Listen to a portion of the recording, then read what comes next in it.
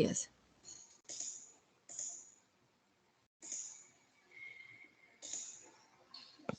Seguidamente presentamos al doctor Ezequiel Flores Canter, quien disertará el tema El afecto y su medición, evaluación de la evidencia de validez de constructo de la escala de efectividad positiva y negativa, PANAS. Él es magíster en inteligencia emocional por la Universidad de Valencia, España, becario doctoral del Consejo Nacional de Investigaciones Científicas y Técnicas, CONICET, Argentina, investigador en la Universidad Siglo XXI, Universidad Católica de Córdoba e Instituto Tecnológico de Buenos Aires. Cuenta con 2 trabajos publicados. Es editor en RIDEF, Revista Iberoamericana de Diagnóstico y Evaluación Psicológica, editor asociado en la revista Evaluar de la Universidad Nacional de Córdoba, Argentina, y la revista de Heli-Young del grupo Celpress.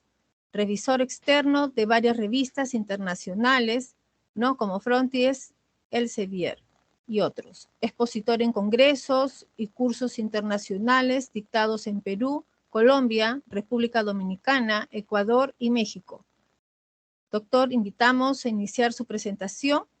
Usted cuenta con 1 hora para su presentación y los asistentes, si desean hacer alguna pregunta, hacerlo a través del chat.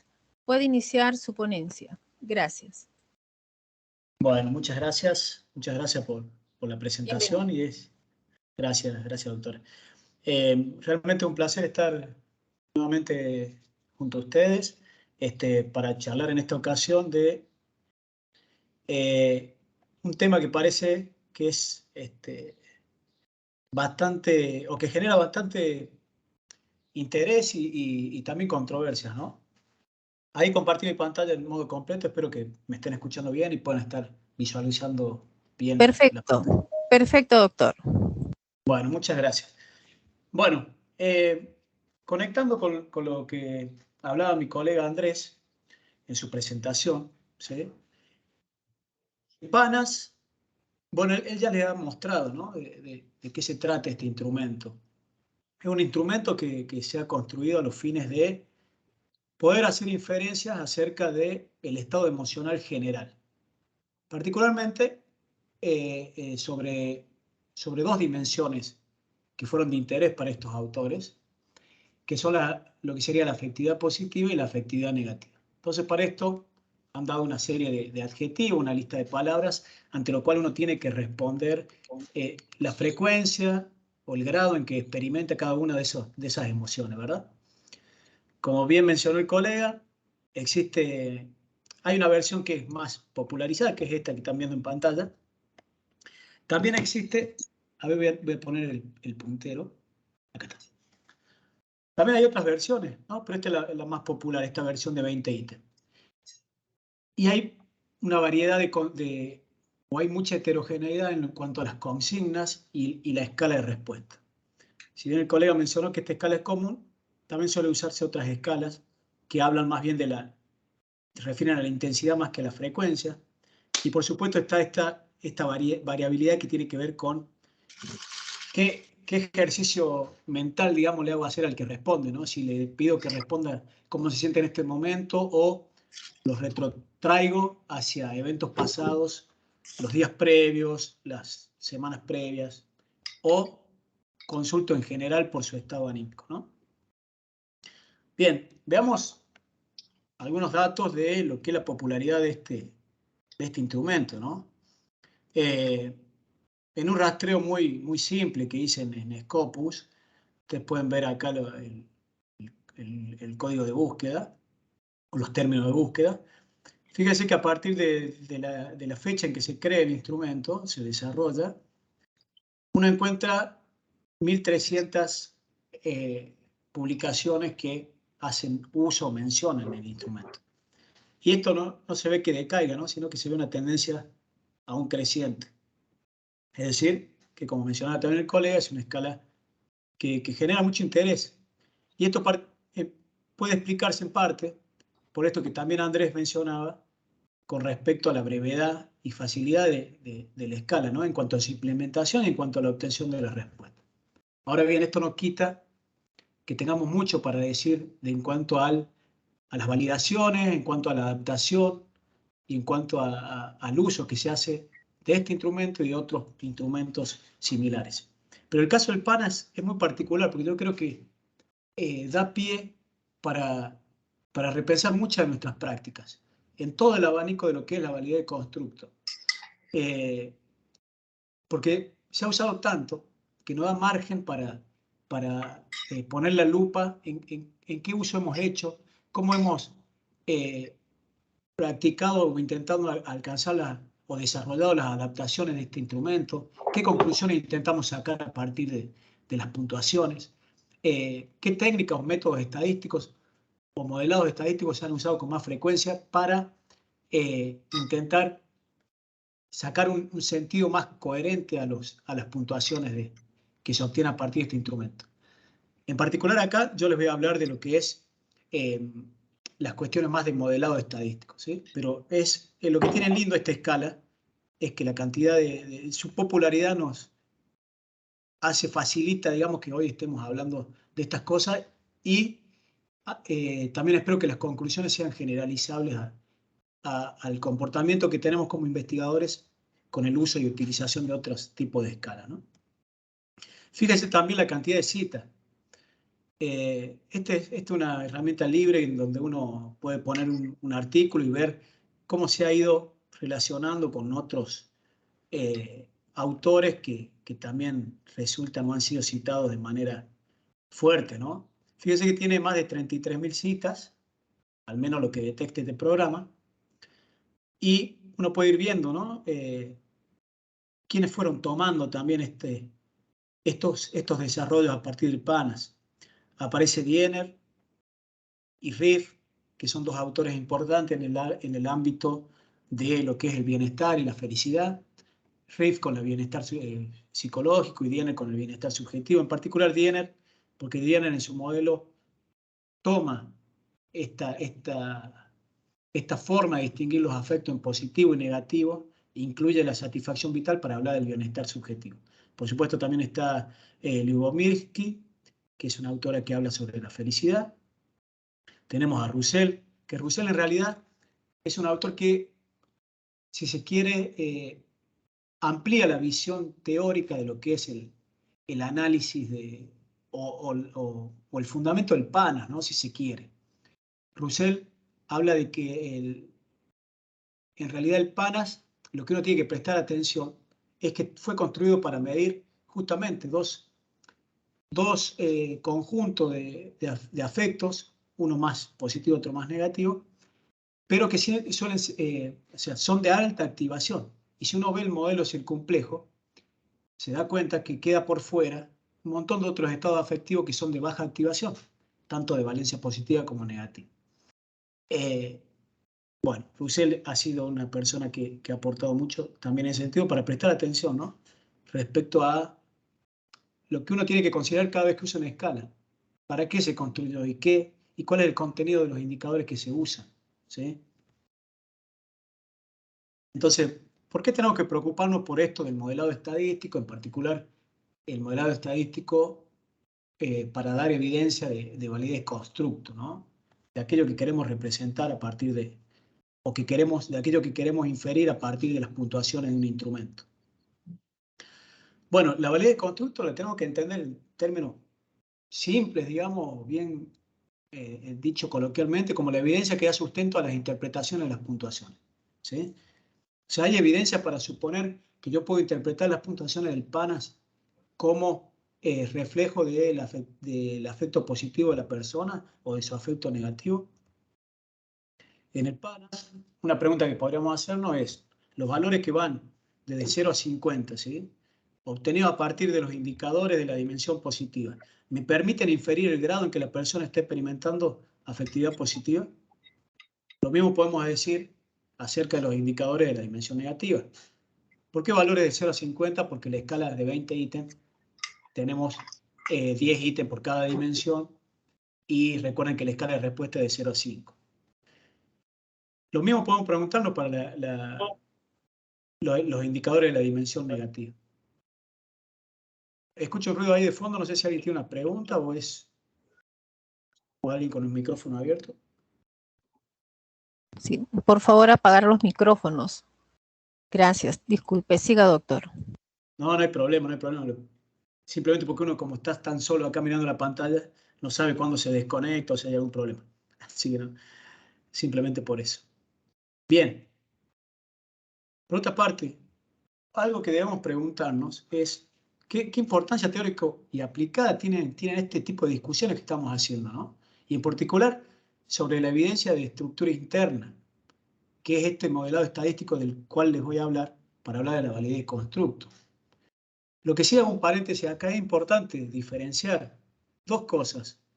Por un lado, que la validez, la evidencia de validez no es sobre la escala. Nosotros no queremos afirmar que el instrumento es válido. No queremos decir que el PANAS es válido. Lo que queremos decir es que podemos hacer interpretaciones válidas acerca de las emociones positivas y negativas a partir del puntaje que obtenemos del PANAS. Eso es muy diferente a decir que la escala es válida. ¿Por qué? Porque decir que una escala es válida es sustraerla de sus aplicaciones específicas en un contexto y tiempo determinado. Pero aparte, lo que uno valida no es un instrumento, es la interpretación. Eso nos tiene que quedar muy en claro. Bien, eso como aspecto esencial, ¿no? Y por otra parte, entender que el PANAS es una medida de afectividad, sí, positiva y negativa, pero que sin embargo ha sido construido con fines específicos. En este caso, indagar de manera general cómo está emocionalmente la persona o afectivamente. Sin embargo, como les dije, contiene adjetivos o emociones puntuales que dan cuenta en el modelo C complejo, si uno se ubica, de emociones de alta activación. Es decir, que si a mí me interesa como investigador indagar emociones de baja activación, sería incoherente aplicar el PANAS en su versión más popular. Sí sería más coherente aplicar el PANAS en su versión extensa. Fíjese que este tipo de cosas que parecen tan triviales, raramente nos las preguntamos o las especificamos con precisión. Por otra parte, cuando uno valida este tipo de interpretación a partir del uso de instrumentos, tiene que separar de manera clara lo que es. Una cosa es el modelado estadístico y otra cosa es la realidad. Es decir, yo coincido con aquellos autores que hacen una clara distinción entre estos dos aspectos. Acá simplemente, encontrar evidencia de que a partir de las puntuaciones del PANAS yo puedo, por ejemplo, evidencia de estructura interna, yo claramente puedo detectar dos dimensiones a partir de la covarianza de los indicadores. Eso no me dice nada sobre cómo se comporta la afectividad a nivel cerebral. No me puede estar dando eso evidencia acerca de si a nivel cerebral hay una estructura única, llámese amígdala, llámese núcleo accumbens, que cada uno respectivamente me da una emoción negativa y una emoción positiva. Es un reduccionismo bastante fuerte, en la cual caemos como investigadores, pero no solo el reduccionismo de querer buscar una función específica del cerebro, un sector que nos explique el comportamiento de la persona, sino que nos habla también de la confusión entre lo que es modelado estadístico, particularmente psicométrico, y algo que es totalmente ajeno a ese modelo estadístico, que es la realidad misma, de cómo se expresan las emociones, un fenómeno emocional, con su complejidad inherente, cerebral y comportamentalmente, ¿no? Por lo cual, encontrar evidencia de estructura interna a partir de un instrumento en particular no nos puede decir nada, no nos dice nada acerca de cómo se comporta en la realidad. Es más, si ustedes se ponen a ver, cuando el colega Andrés mostró la lista de adjetivos creo que era de Telehan, fíjense que en realidad lo que se hace es resumir en una palabra múltiples categorías que hablan, por ejemplo, del orgullo. El orgullo, fíjense, estaba mencionado con 3 indicadores. Decía orgullo, fíjense, esperen que lo anoté por acá, decía confianza, determinación y orgullo. Lo que era la ira estaba con los indicadores de hostilidad, de ira y de irritabilidad.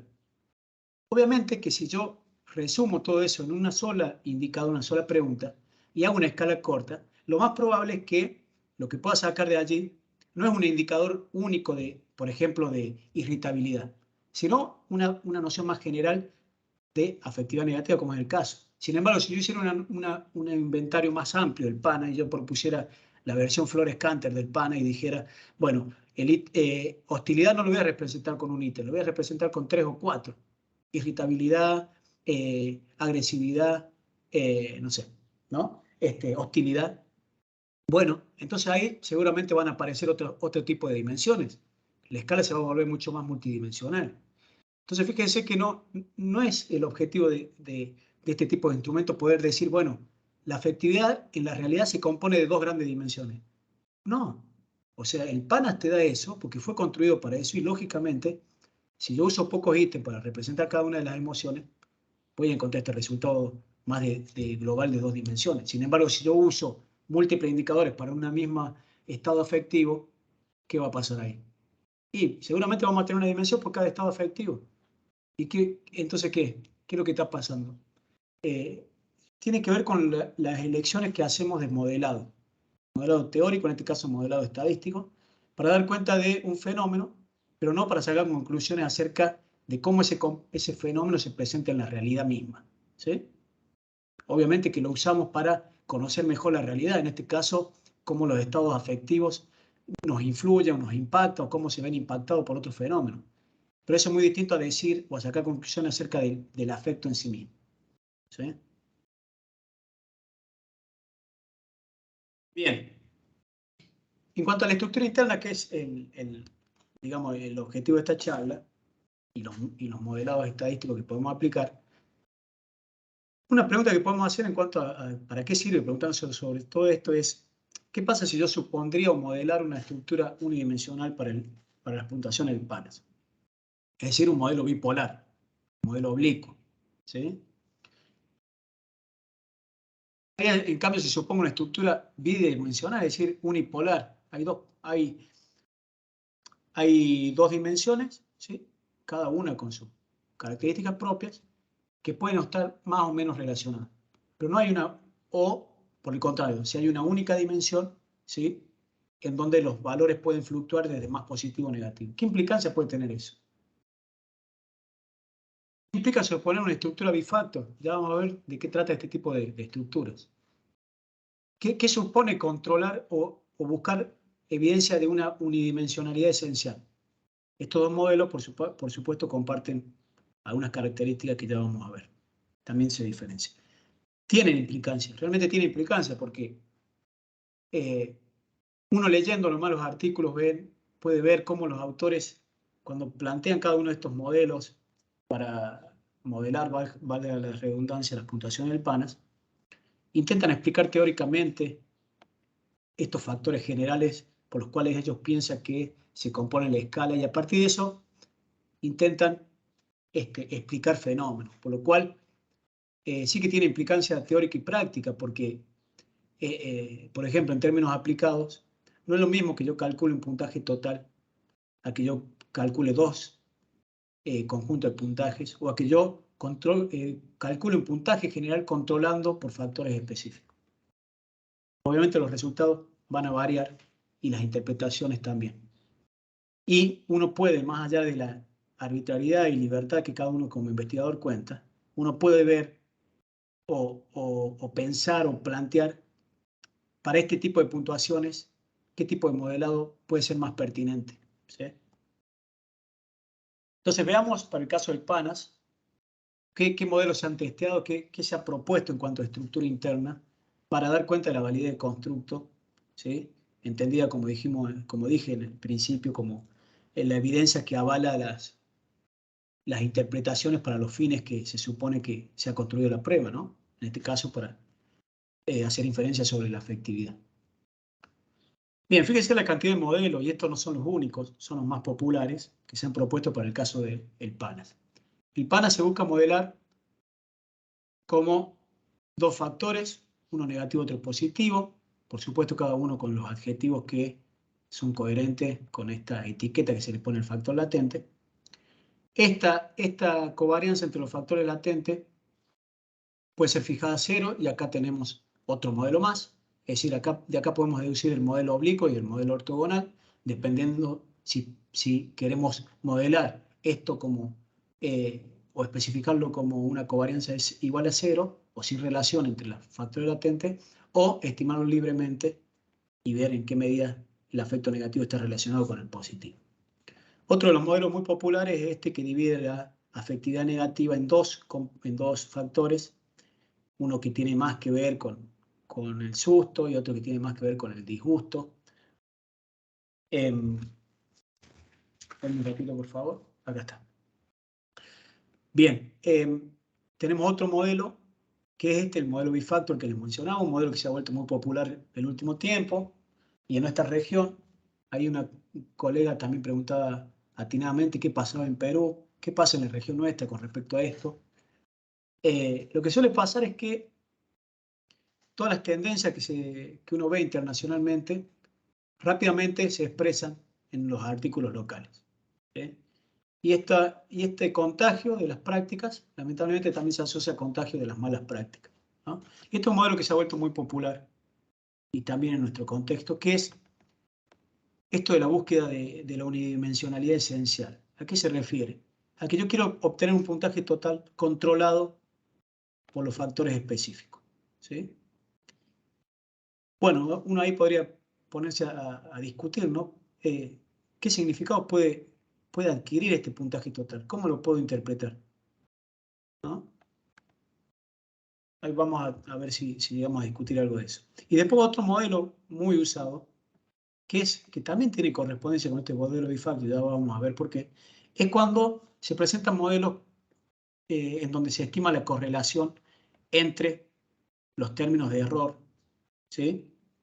Básicamente, el factor o los factores positivos y negativos logran agarrar cierta variabilidad común entre todos los indicadores, esta varianza común, pero sin embargo queda algo que no se comparte entre todos, que entonces si uno agrega la correlación de estos términos que se indican como, o se denominan como residuo, error, en realidad es aquello que no explica el factor latente o aquello que no es común a todos los indicadores, cuando uno modela eso, mejoran los índices de ajuste.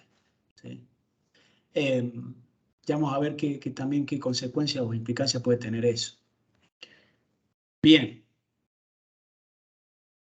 Veamos, pongamos la lupa entonces en los modelos bifactor.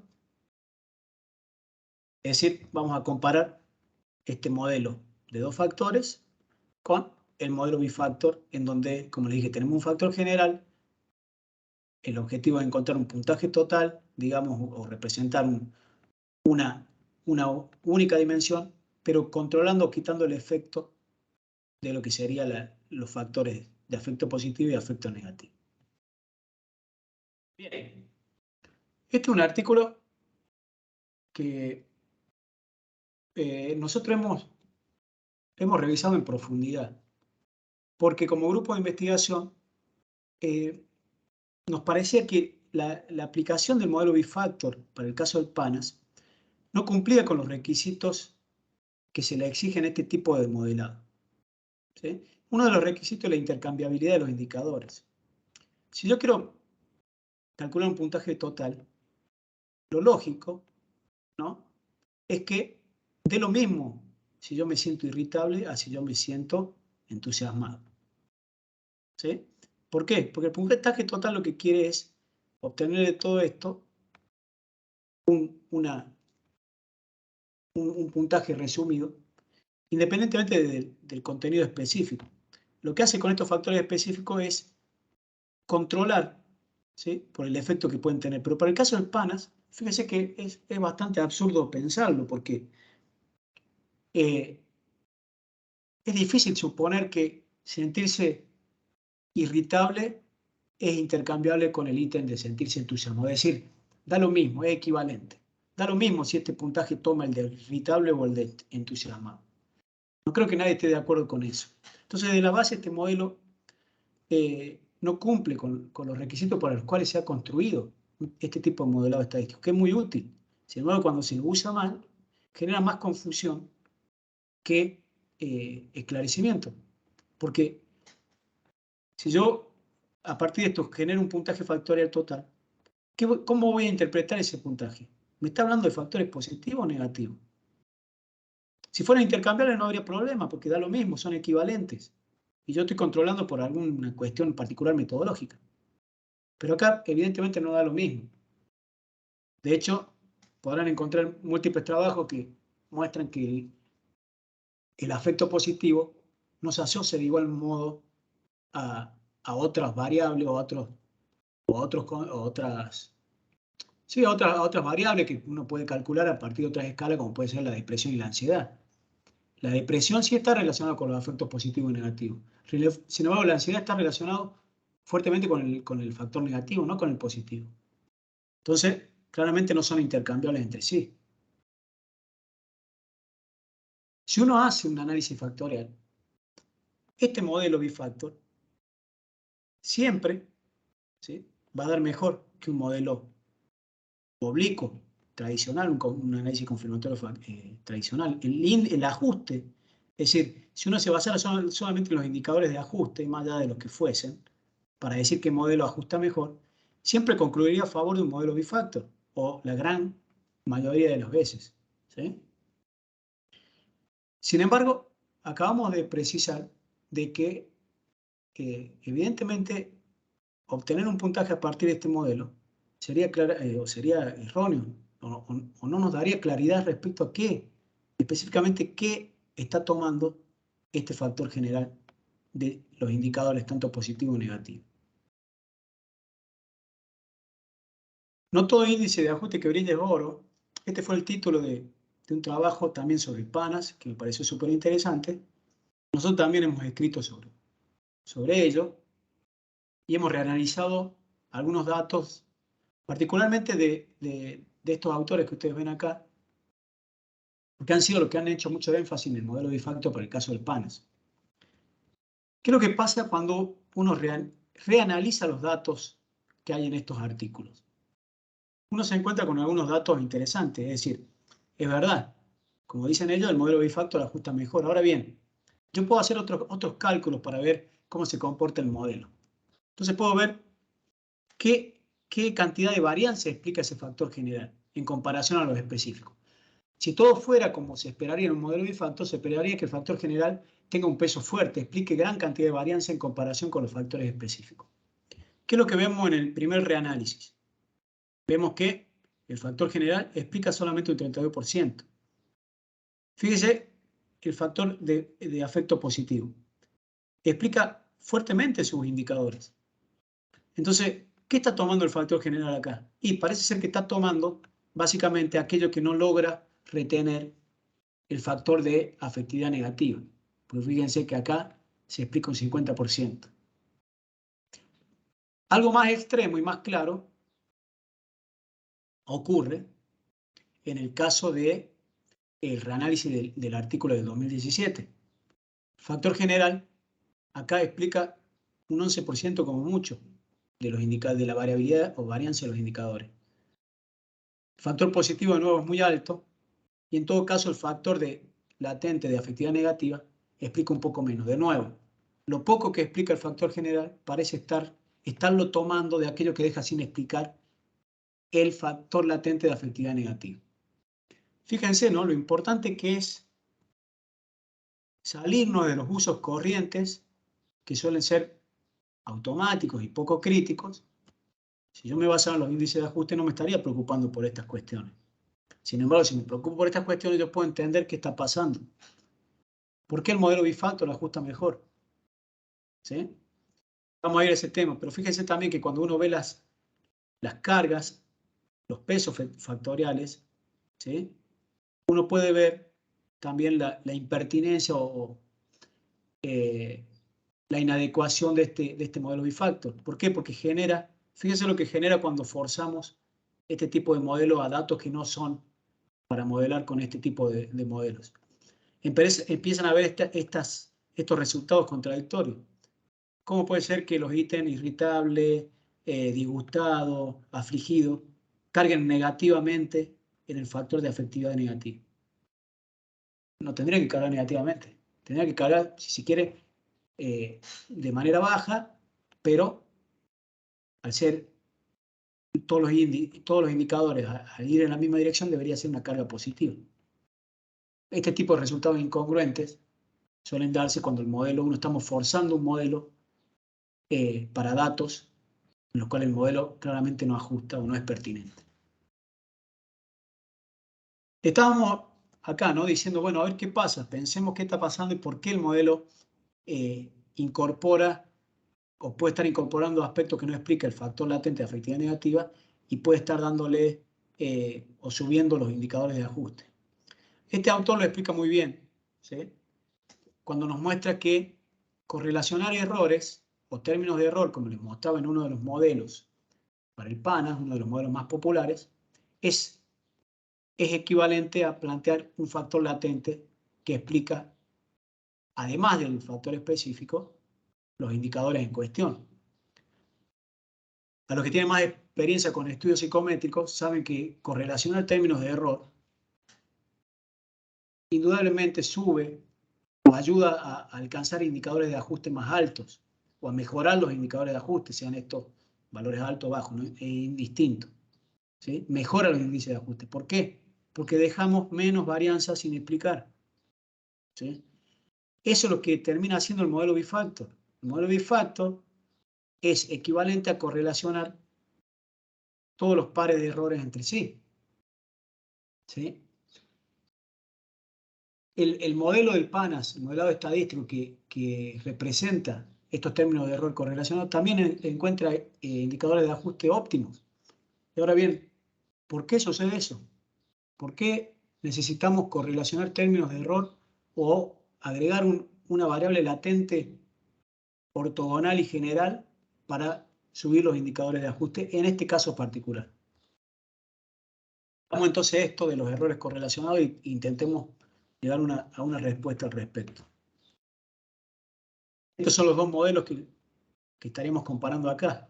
Recuerden que este modelo, así exageradamente como está presentado aquí, sería equivalente a presentar el modelo bifactor que acá está puesto con menos nitidez, ¿sí? En donde suplanto la correlación de errores por un factor general, pero son equivalentes. Dice que, este es un artículo reciente o sea, me vino como anillo al dedo, como solemos decir. Porque fíjense el modelo que ellos terminan presentando. Fíjense lo que es esto. Ellos dicen, mira, tenemos un método nuevo para estimar o para modelar el PANAS. Es un método bayesiano. En realidad sí, el abordaje es diferente a lo tradicional, pero sin embargo se termina presentando un modelo estadístico que no se diferencia mucho de los anteriores. Es decir, se presenta un modelo en donde para lograr el ajuste hay que correlacionar básicamente todos los términos de errores entre sí. Es decir, para alcanzar un ajuste óptimo hay que incorporar ya sea estas flechitas bidireccionales o un factor latente general, como el modelo bifactor. Además de que plantea estos cruces, ¿no? Que uno debería preguntarse qué es lo que pasa ahí. ¿Por qué se dan estos cruces? Tal vez porque los factores no son tan ortogonales como se pensaba en un principio. De nuevo, en función de estos 20 indicadores del PANAS, ¿no? Esto no da cuenta de la emoción positiva y negativa a nivel neurobiológico. Esto hicimos nosotros, hicimos una revisión de la literatura y nos pusimos a ver, bueno, a ver, en general, ¿qué pares de errores, qué términos, qué ítem, o entre qué pares de errores de qué ítem se plantean estas correlaciones? Bueno, si bien se plantea tanto para algunos términos o adjetivos positivos como negativos, lo más común es que se dé este par de error correlacionado, asustado y temeroso. Asustado y temeroso, el residuo que queda de ese par de ítems es lo que frecuentemente en los artículos, en los antecedentes previos, aparece con mucha frecuencia asociado. También aparece otro que es disgustado y afligido, ¿sí? Que lo señalo aquí, si bien estos son el conjunto de los más frecuentemente usados, más allá que aparezca el último ¿sí? Estos son los más frecuentes. Obviamente, como se dan cuenta acá, hay muchos más que aparecen. Y Ahora empecemos a pensar, ¿no? ¿Qué está pasando entonces? ¿Por qué los términos de error de asustado y temeroso necesitan ser asociados en un modelo factorial? Bueno, eso es lo que nos preguntamos en este trabajo. Hoy me he venido muy autorreferencial. Les pido disculpas, pero bueno, era el objetivo de esta charla.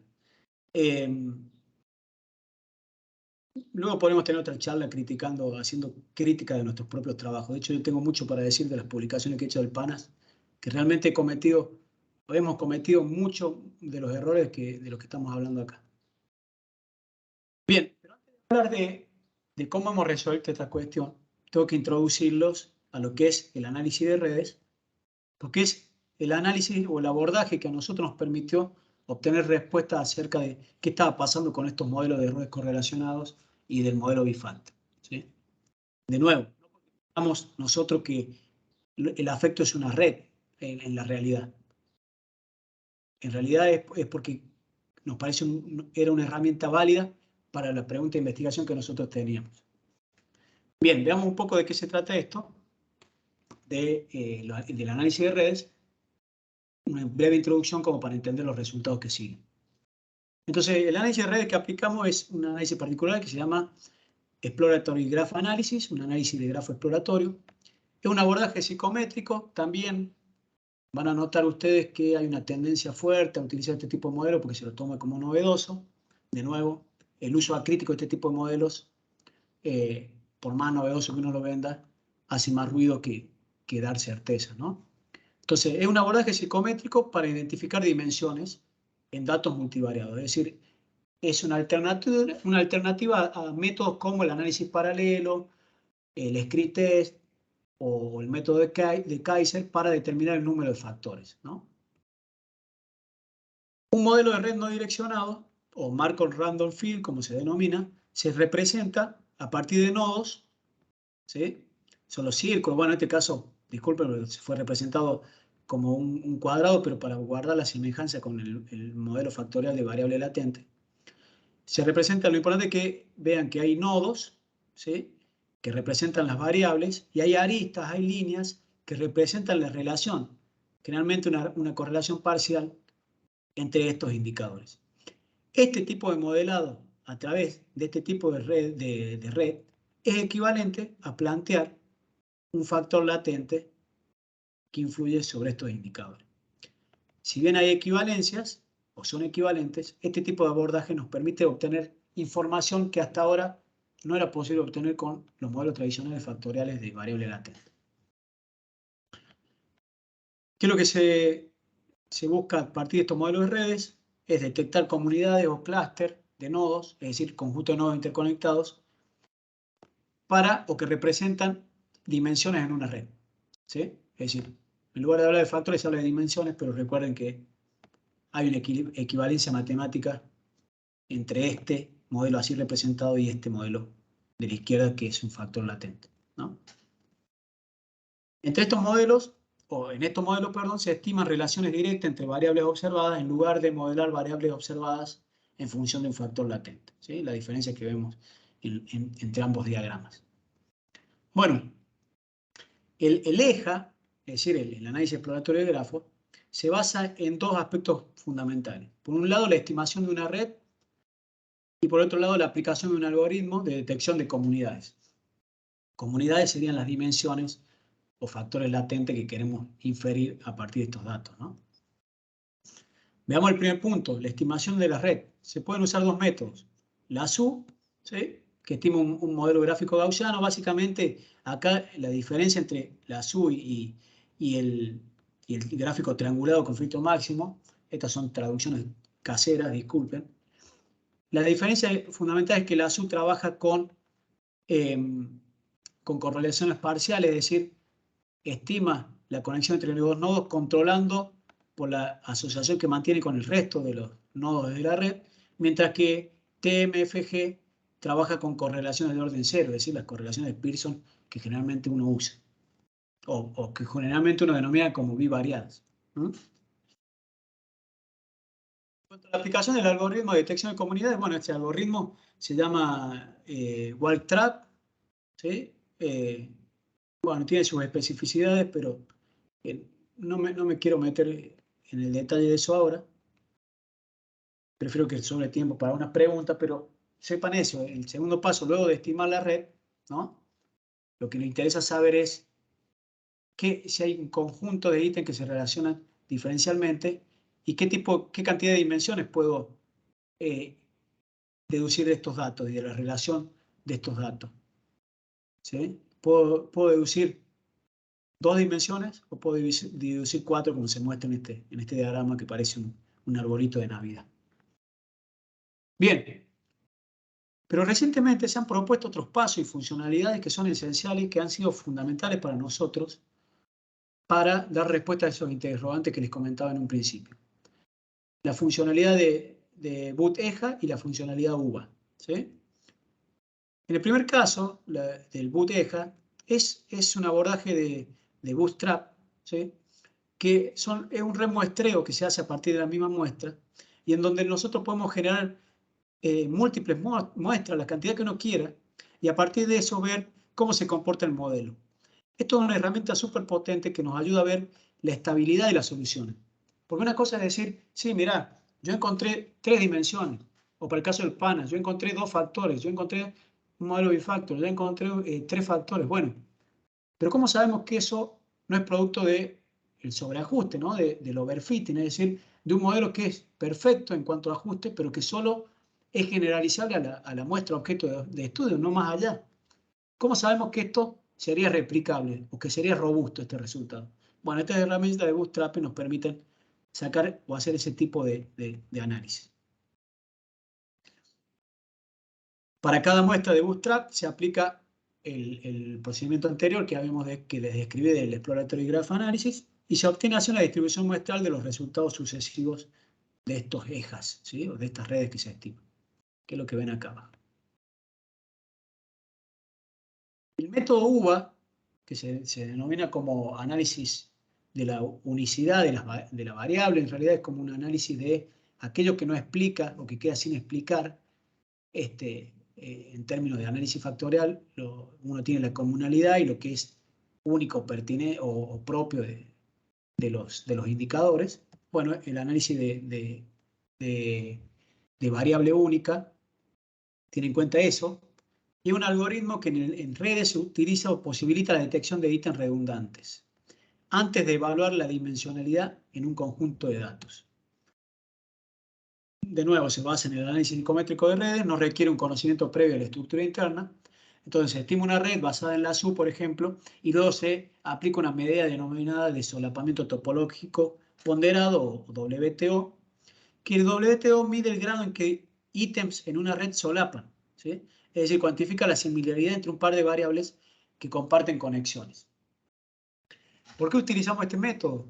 Y porque al ver, bueno, no me quiero volver muy atrás, pero si ustedes recuerdan las filminas anteriores, claramente algunos indicadores del ítem que componen la dimensión de afectividad negativa tienen un grado de solapamiento alto. En particular los ítems de temeroso y asustado. Yo no sé en Perú, pero en Argentina decir temeroso o decir asustado es una redundancia. ¿Sí? Y otro par de ítems que fue objeto de este trabajo fue disgustado y afligido. Sí, sentir una aflicción o sentir un disgusto, también en Argentina, suelen tomarse fuertemente como sinónimos. Uno puede ver la redundancia en el contenido de los ítems, ¿verdad? Entonces veamos qué procedimiento seguimos en nuestro artículo. Primero utilizamos UVA para evaluar la redundancia en el conjunto de los ítems del PANAS. Luego utilizamos la herramienta de Bootstrap para evaluar la dimensionalidad promedio y estabilidad de las soluciones, teniendo en cuenta si contemplábamos o no, o si atacábamos o no la redundancia de los indicadores. Veamos los resultados.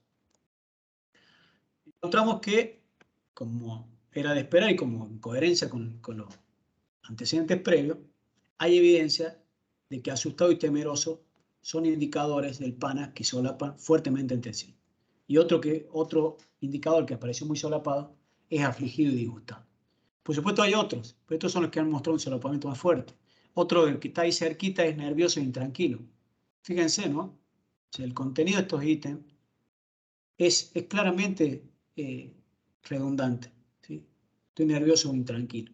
Hay una redundancia grande entre esos dos. Entonces, ¿qué encontramos a partir de este análisis de redes? Vimos que si no contemplamos la redundancia, el resultado es bastante inestable. Es decir, con ambos métodos de estimación se encuentran resultados que no son estables a lo largo de los remuestreos que se hicieron. Entonces se encuentra que encontrar dos dimensiones es frecuente para uno de los estimadores, la SU, por ejemplo, pero más frecuente en un 39% de las veces. Pero más frecuente en un 60% de las veces se encuentran tres dimensiones. Pero fíjense la inestabilidad, que si yo cambio el método de estimación, ahora ya encontrar dos o tres dimensiones es casi como tirar una moneda, ¿sí? Casi 50 y 50%. O sea, si contemplo una de las redundancias, es decir, si quito la redundancia presente entre los ítems que medían esto de miedoso y temeroso. ¿Cómo se ataca o cómo se trabaja sobre esta redundancia? Uno puede calcular la media entre los dos ítems o sumarlos. Como son redundantes, si los sumo, ya tengo un solo ítem y veo si eso reduce el ruido en la solución. Fíjense que el ruido o la falta de estabilidad se reduce casi al máximo y encontramos una solución muy robusta. En los dos métodos supera el 95% el aspecto de encontrar una solución de dos dimensiones. En el primer método, en el azul, esta solución de dos dimensiones prácticamente se da en el 100% de los casos. Y en el otro método, encontrar esta solución también es muy alta, aunque sigue habiendo cierta probabilidad de que encontremos una dimensión de 3, ¿sí? En el 2% de las veces. Eso uno podría considerarlo insignificante, pero sin embargo nosotros seguimos con el análisis y ahora contemplamos dos redundancias, no solamente miedoso y temeroso, sino también afligido y disgustado. Y fíjense que al contemplar esas dos redundancias, claramente lo que nos devuelve el método son dos dimensiones, el 100% de las veces. Y utilizamos acá 1000 muestras, ¿sí? Se derivaron 1000 muestras de la muestra original y de esas 1000 muestras uno cabría esperar que haya algo pero no, el 100% de las veces uno estima dos dimensiones. Entonces, fíjense que, bueno, acá se le voy a mostrar en más detalle esto de la estabilidad. Bueno, vamos a ver un poquito. Cuando uno no tiene en cuenta redundancias, uno encuentra estos aspectos de inestabilidad en los ítems, ¿no? Algunos ítems, pero particularmente del factor de afectividad negativa. Algunos ítems como culpado, disgustado, afligido, hostil, irritable, se van hacia otro factor, ¿sí? Lo mismo pasa con el método TMFG. Es lo que estamos viendo antes gráficamente, acá está en datos de frecuencia, ¿sí? Que esto básicamente también lo que estábamos observando en la literatura previa, es decir, algunos plantean un factor de 3, una dimensión de 3 factores. ¿Sí? Esto tiene mucha correspondencia estos ítems con cómo se componen esa solución de 3 factores que se suele proponer. Y además vemos que esto se corresponde con el modelo de errores correlacionados, ¿sí? Y con el modelo bifactor. ¿Sí? Porque recuerden que el modelo bifactor básicamente lo que estaba agarrando era este problema con el factor de afectividad negativa, ¿sí? Y la redundancia entre algunos indicadores.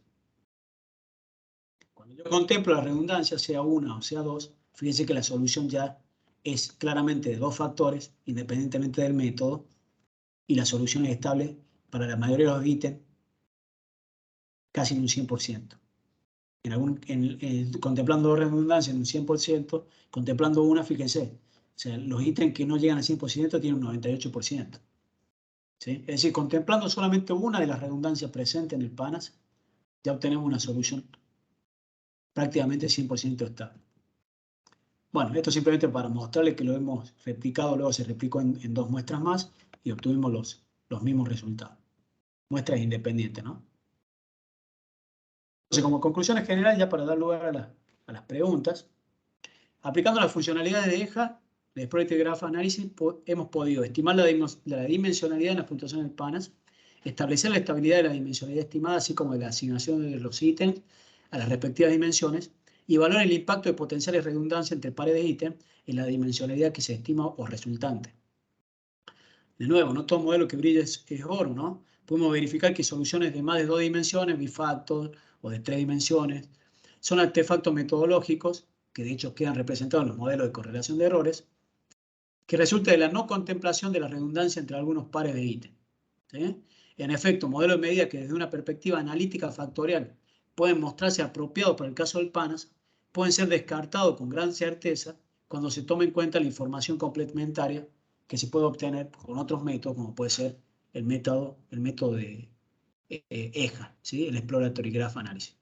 Pero más importante para mí es que podamos discutir estos dos puntos, y con esto termino, es acerca de la validez sustantiva y la equivalencia transcultural.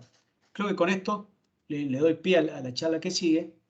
No sé si lo llegaré a incomodar un poco, espero que no. Pero hay cuestiones importantes a preguntarse respecto al PANAS, ¿no? Y respecto a la validez sustantiva y la equivalencia transcultural. Validez sustantiva tiene que ver con esto del contenido de los indicadores. Y equivalencia transcultural es en qué medida son equiparables los puntajes que uno obtiene en una población y en otra. Entonces, ¿en qué medida son comparables las distintas versiones de adaptaciones del PANAS? Es algo que debemos preguntarnos y trabajarlo con seriedad. Lo que yo he visto de las revisiones que hemos hecho es que existen diferencias atendibles dentro de una misma población. No solamente entre distintas poblaciones, en una misma población. Y entre poblaciones. ¿Cuáles son las diferencias? La cantidad de ítems no son los mismos, las consignas no son los mismos, el significado que se da a los indicadores a partir de las traducciones que se hace de estos tienen significados muy distintos y hay un funcionamiento diferencial en función de los contextos culturales. Ejemplo, el ítem excitado, ¿sí?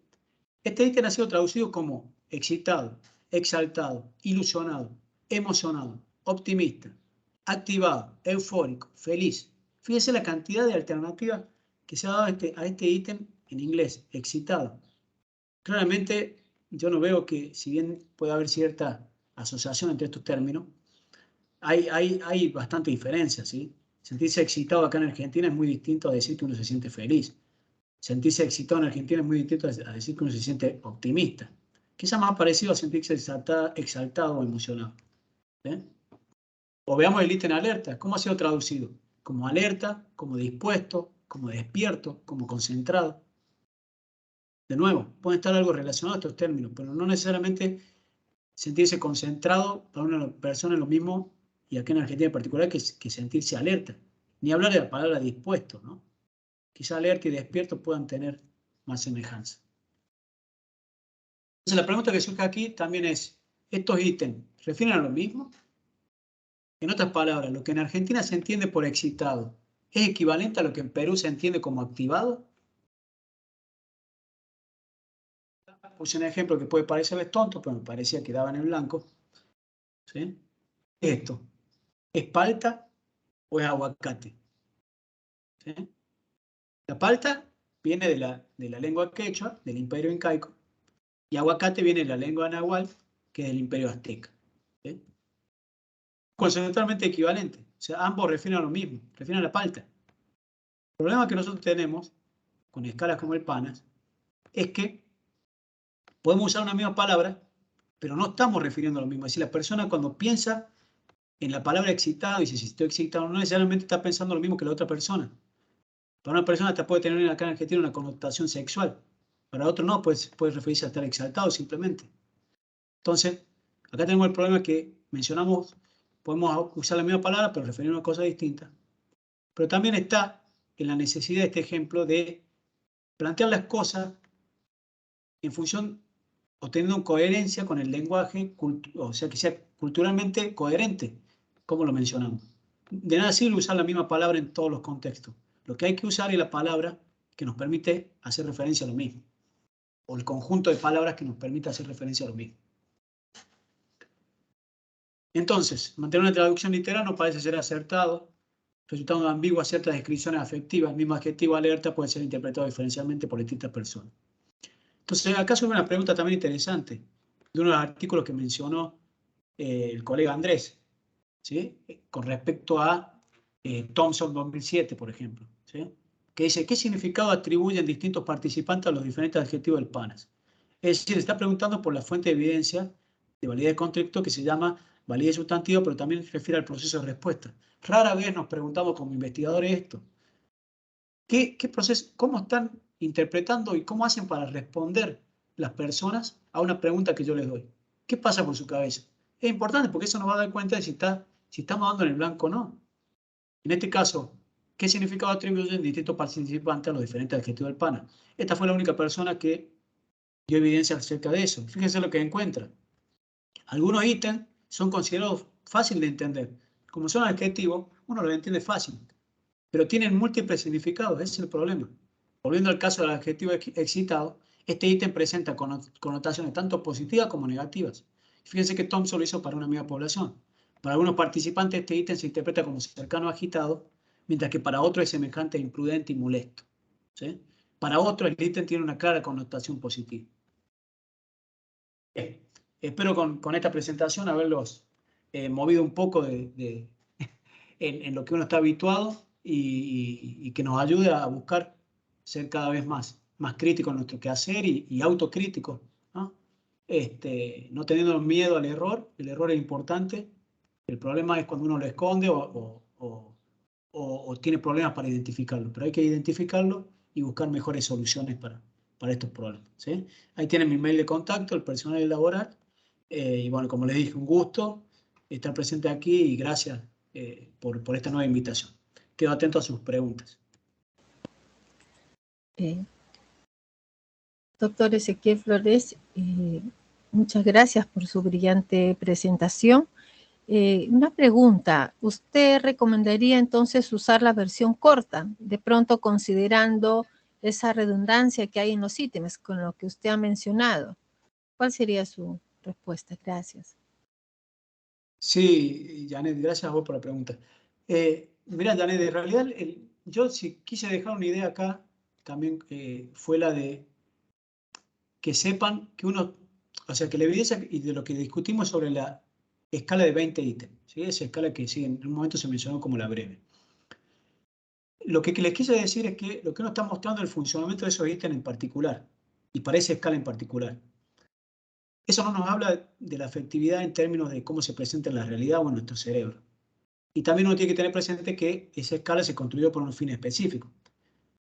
Yo lo que estoy diciendo con lo que les he mostrado es que para esta escala en particular, si uno contempla una sola redundancia, que es, por ejemplo, miedoso, temeroso, o en todo caso en general, contemplar la redundancia, permite lograr una solución dimensional mucho más clara y estable, ¿sí? Dos dimensiones a partir de las cuales nosotros podemos buscar correlacionar o relacionar con otras variables, ¿sí?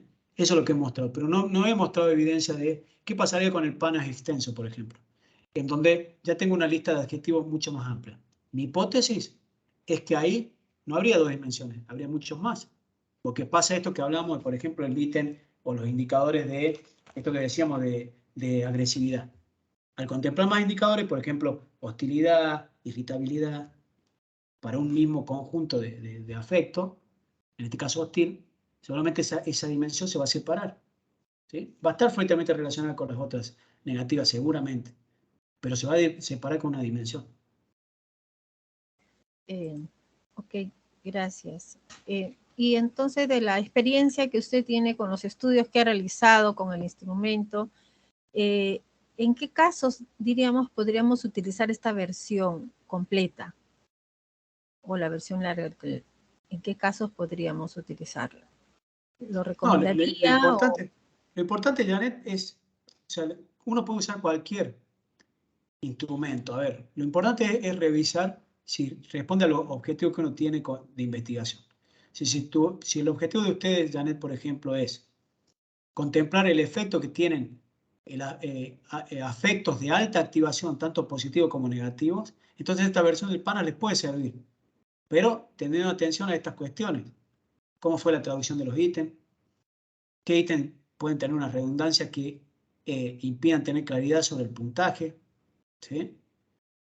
Es esa mi sugerencia. Ahora bien, si el objetivo de ustedes es ver, por ejemplo, cómo una intervención en relajación mejora el estado de ánimo, y no deberían usar este PANAS, deberían usar otro instrumento que mida afectividad de baja activación. Y además uno tiene que preguntarse, ¿qué quiere saber uno? Acerca de manera más global, cómo se ha sentido la persona o se siente, o quiere tener precisión específica acerca de una emoción puntual como puede ser la hostilidad. Por ejemplo, en la psicología del tránsito, lo que es hostilidad es una emoción que cobra fuerte relevancia, entonces no tiene sentido usar el PANAS tal cual fue formulado. Tiene sentido usar una escala o un instrumento que mida hostilidad en su amplio espectro. Gracias. Y para finalizar, tenemos los asistentes en la sala, Felipe, que realice la pregunta. ¿Le damos el pase? Felipe, le escuchamos. Gracias. Sí, bueno, buenos días desde México. Saludos a Pablo Ezequiel, que nos lo tuvimos por aquí en la Universidad de Guadalajara hace algunos meses. Saludos, Ezequiel. Hola, Felipe, qué gusto escucharte. Gracias. Quiero hacer un comentario y una pregunta para ver si apoya un poquito a estos elementos de los que estamos dialogando. Algunas propiedades métricas de los instrumentos dependen de las muestras, no dependen de los instrumentos. Sobre todo cuando uno está posicionado en la teoría cuando no estás posicionado en la teoría de respuesta al ítem, sino en la teoría clásica de los test. Entonces, uno permanentemente va a tener que evaluar los instrumentos que utilizas, insisto, porque aunque un instrumento reporte buenas propiedades métricas en ciertos contextos, cuando yo lo aplico en mi contexto particular, esas propiedades van a cambiar, porque, por ejemplo, la confiabilidad depende de las muestras y no del instrumento. Entonces, en ese sentido, mi comentario a forma de pregunta es la siguiente.